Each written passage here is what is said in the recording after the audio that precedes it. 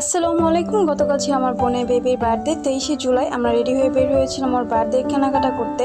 প্রথমে ডেকোরেশনের জিনিসপত্র কিনলাম, ওয়ান টাইম প্লেট আর বেলুন। এরপর ওখান থেকে আমরা গিয়েছিলাম ওর জন্য একটা প্যান্ট আর টি শার্ট কিনতে। তো অনেকগুলো কেনা হয়ে গিয়েছে। এরপরে গিয়েছিলাম কেক আনতে। আমরা সবসময় এই আঙ্কেলের শপ থেকে কেক নেই, ওনার কেকের কোয়ালিটি মোটামুটি ভালোই। তো ওনার ওখান থেকে খুব মজার মজার আইসক্রিম দেখছিলাম, কিন্তু আসলে ঠান্ডা লাগার কারণে খাওয়া হয়নি। আমরা এই কেকটা নিলাম। আমার বোনের বেবি চকলেট কেক অনেক পছন্দ। ও কিন্তু নর্মাল কেক খায় না, সবসময় এরকম চকলেট কেক খায়। আসলে বড় লোকদের সব বড় বড় ব্যাপার। এরপরে বাসায় এসে খেয়েছিলাম স্ন্যাক্সে কলার পিঠা। আর এই পুডিংটা আমি বানিয়েছিলাম। পুডিংয়ের রেসিপি কিন্তু আমার চ্যানেলে আছে। আমার কাছে না এই যে প্লেটে হ্যাপি বার্থডে লেখাটা অনেক পছন্দ হয়েছে। আমি একটু ইউনিক কিছু করতে চাচ্ছিলাম। এরপরে ওর জন্য আমরা নিয়াজ দিয়েছিলাম। যে ডেকোরেশনটা আমরা করেছিলাম সেটার ভিডিও নিতে আমি ভুলে গিয়েছি। তো সবাই মিলে কেক কাটলাম।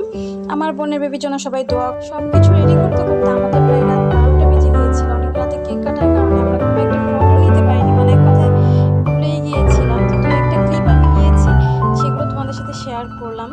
আমাদের রান্না করা হয়েছিল পোলাও, 2 রকমের ভর্তা, রোস্ট, চিকেন রেজালা, তারপরে গরুর গোশের ঝাল। এইটা ভিডিওটা ভালো করে থাকলে চ্যানেলটাকে সাবস্ক্রাইব করে দিবে। আল্লাহ হাফেজ।